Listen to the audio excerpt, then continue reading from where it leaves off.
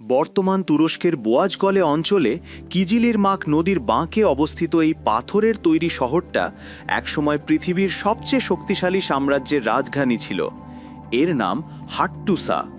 প্রায় ৮,০০০ বছর আগে এখানে প্রথম মানুষের বসতি গড়ে ওঠে। আজ থেকে প্রায় ৩,৫০০ বছর আগে মুসা নবীর আমলে হিট্টাইট সাম্রাজ্যের রাজধানী ছিল এই শহর, যারা মিশরের ফেরাউনদের সাথে যুদ্ধ করেছিল।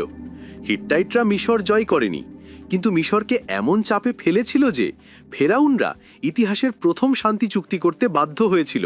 পুরো শহরটা বানানো হয়েছিল বিশাল বিশাল সব পাথরের ব্লক দিয়ে, কোনো ধরনের সিমেন্ট বা আধুনিক প্রযুক্তি ছাড়াই। এখানে ছিল সিংহ দরজা, রাজা দরজা আর বিশাল পাথরের প্রাচীর। সেই দেয়ালে খোদাই করা শিলালিপি, হাইরোগ্লিফ, দেবতা আর রাজাদের ছবি আজও রহস্য হয়ে আছে। কিন্তু ৩,০০০ বছর আগে এই শহর হঠাৎ করেই পরিত্যক্ত হয়ে যায়। কেন তা আজও কেউ জানে না।